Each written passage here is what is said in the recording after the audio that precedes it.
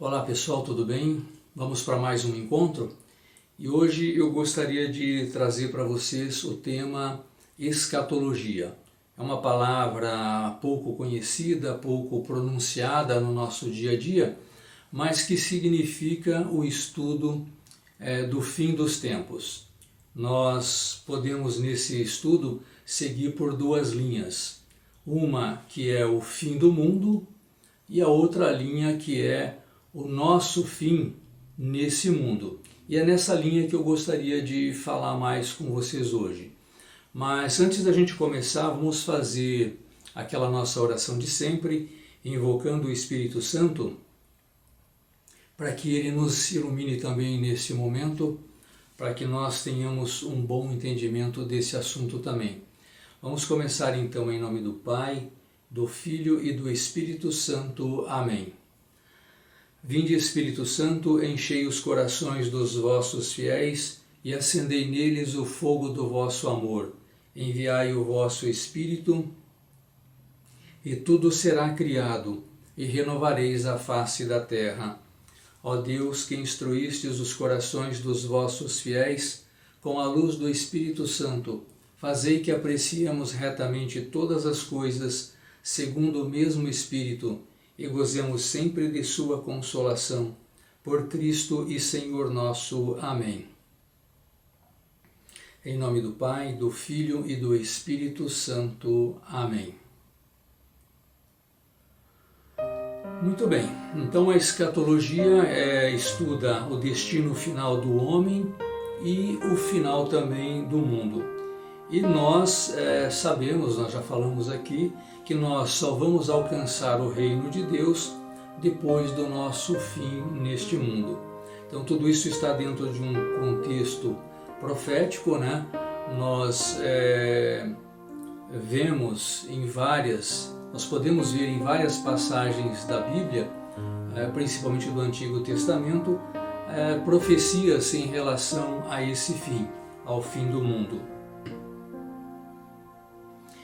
E nós já aprendemos também que nós viemos de Deus, que nós somos criados por Deus à sua imagem e semelhança. E sabemos também que Deus nos criou para a vida eterna. Nós já falamos aqui sobre a questão do pecado, esse pecado que tirou essa nossa semelhança de Deus.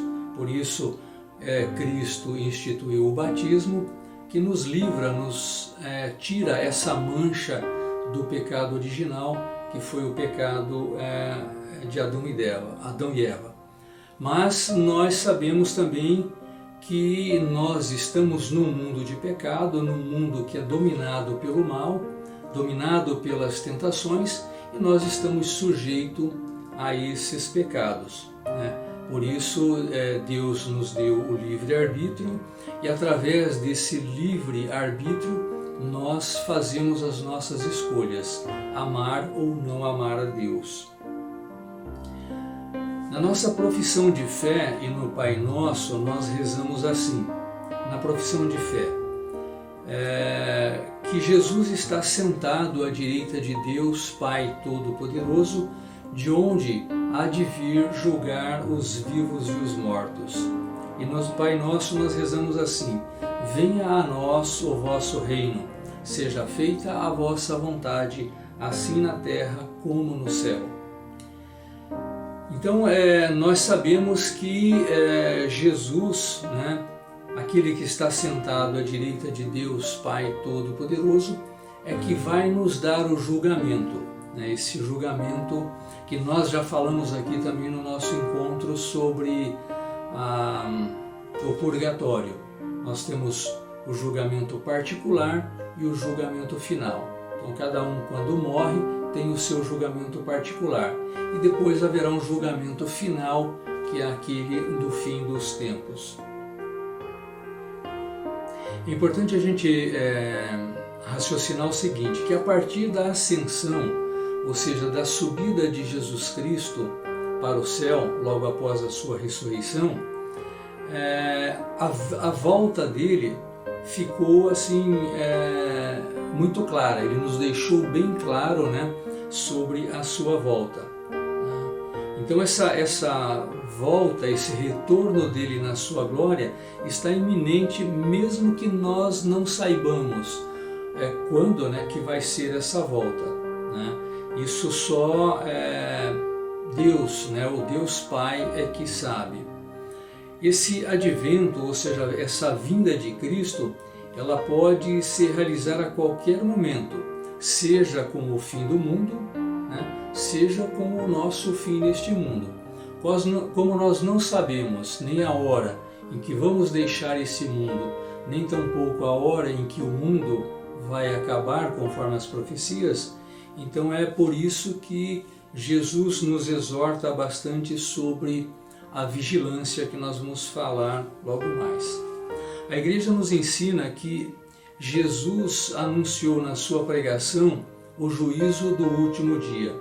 Então nesse juízo que será revelado o procedimento de cada um, né, o segredo de cada coração, e toda a verdade será revelada. Então nesse momento que será condenada toda a incredulidade de culpa, né, aqueles que não tiveram em conta a graça oferecida por Deus. Nós sabemos, e já falamos aqui também, que toda a graça, né, toda a presença de Deus é um dom oferecido por Ele gratuitamente a cada um de nós. E é através das nossas atitudes, de cada atitude nossa, principalmente para com o próximo, que vai revelar essa nossa aceitação ou a recusa da graça desse amor divino. Então Jesus disse, né, está narrado lá em Mateus no capítulo 25, no último dia Jesus dirá: sempre que o fizeste a um dos meus irmãos mais pequeninos, foi a mim que fizestes. Ou seja, tudo aquilo que nós fazemos, tudo aquilo que nós desejamos para o nosso próximo, na verdade nós temos que ter isso em mente, que é a Deus que nós estamos fazendo e desejando. O Cristo é o Senhor da vida eterna. Por isso ele tem o pleno direito de julgar definitivamente as obras e os corações dos homens, e somente a ele pertence isso, como Redentor, né, deste mundo. E ele adquiriu esse direito de julgamento pela sua cruz, por aquilo que ele passou, né, pela cruz. Por isso o Pai entregou ao Filho todo o poder de julgar.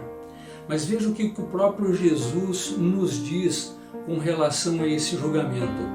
E é aqui que a gente precisa muita atenção e muito cuidado. Ele diz assim: ora, o Filho não veio para julgar, mas para salvar e dar a vida que tem em si. E é pela recusa da graça nesta vida que cada qual se julga já a si próprio e recebe segundo as suas obras, e pode condenar-se a si mesmo para a eternidade, recusando o Espírito de amor. Então Jesus já é como se tivesse deixado uma regra para esse julgamento.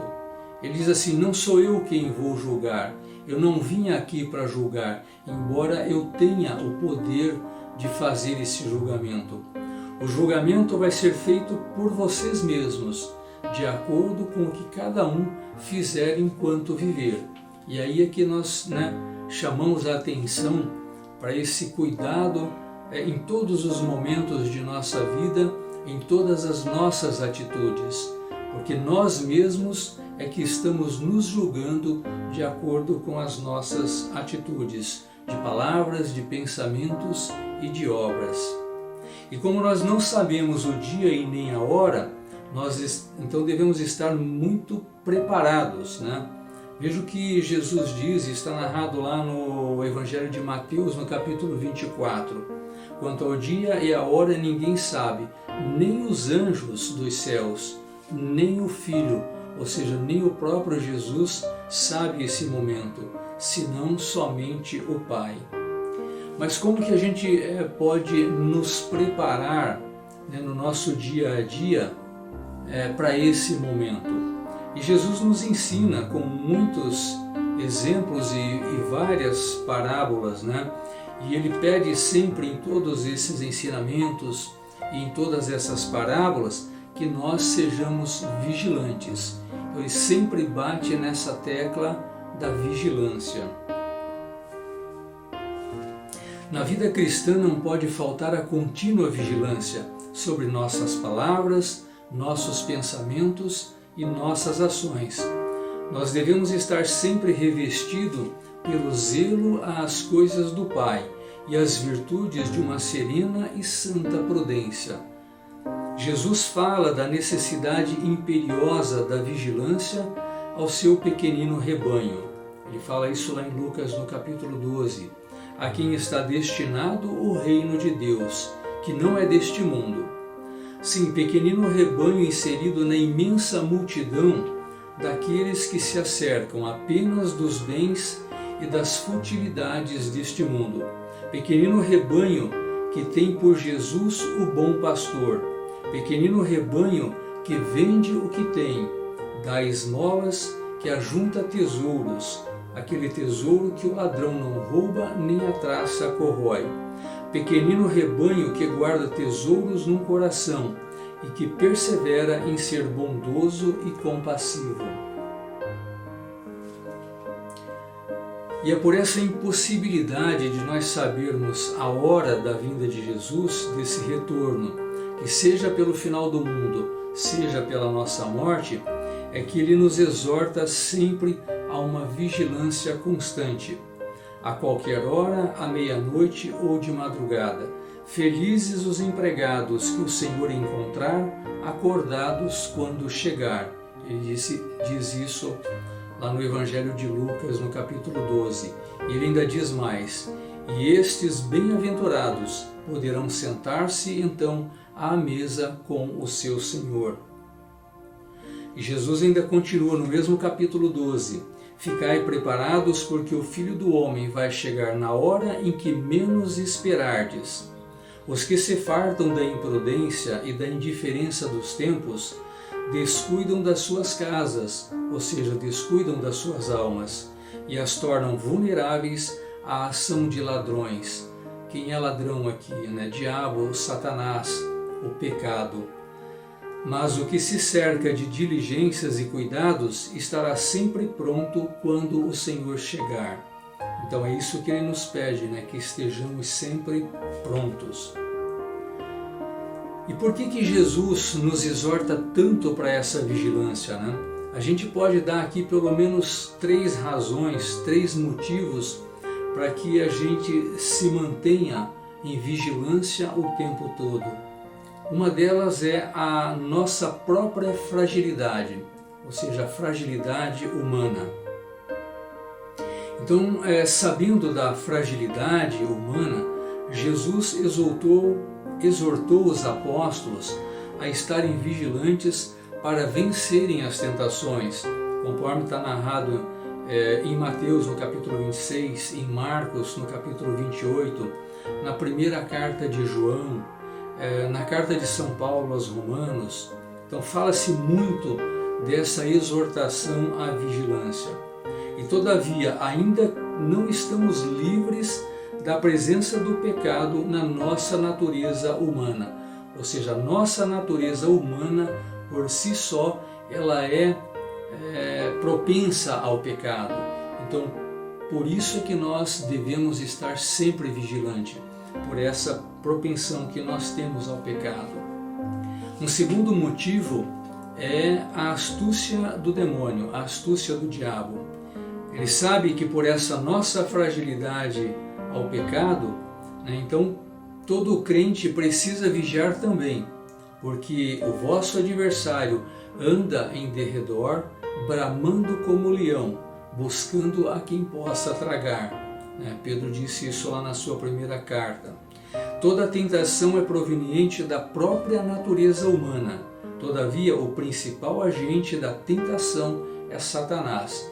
É sempre Satanás que está buscando nos tentar, nos fazer cair no pecado, justamente por conta dessa nossa fragilidade, dessa nossa propensão a pecar. Isso também é narrado na Bíblia em vários momentos, né? Na primeira carta de São Paulo aos Coríntios, na carta de Tiago, no Evangelho de Mateus, de Lucas, na primeira carta de São Paulo aos Tessalonicenses e assim por diante.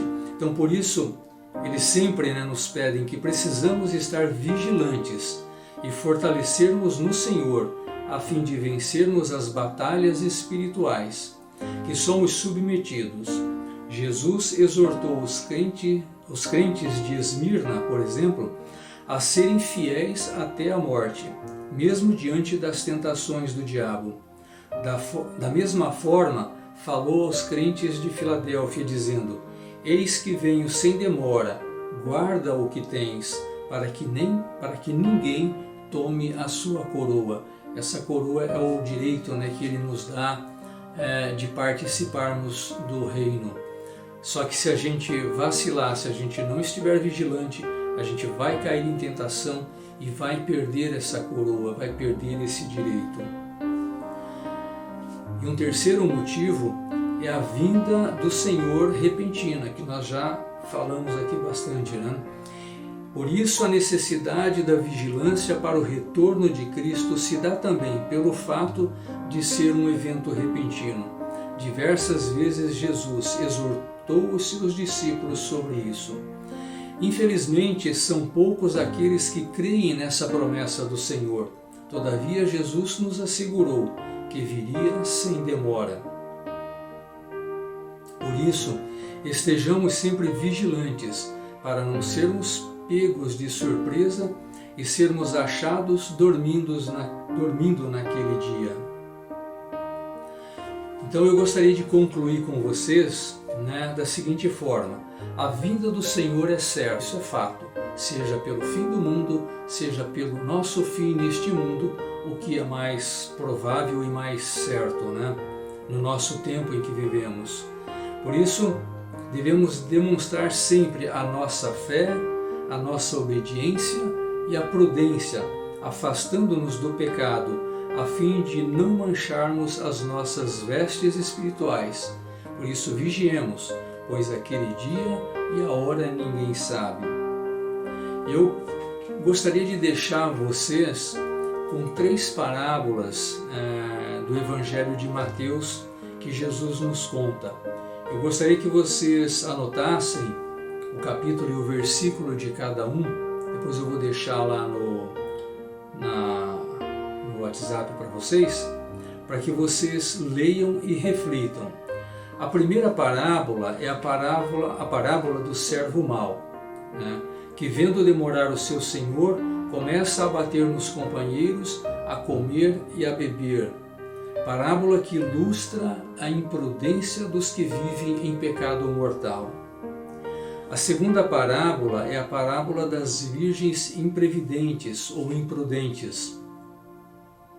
Aquelas que não entraram na festa de casamento porque estavam sem óleo. É a história que ilustra a imprudência daqueles que não rezam, daqueles que não têm uma vida de oração. E a terceira parábola, que eu gostaria que vocês lessem e refletissem, é a parábola dos talentos.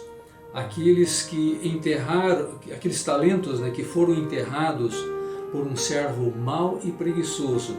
Essa parábola nos dá a imagem da imprudência daqueles que não se dispõem a fazer frutificar os dons que receberam de Deus. Todos nós, do mais simples ao mais alto, recebemos dons de Deus.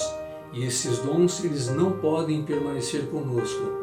Eles precisam ser multiplicados.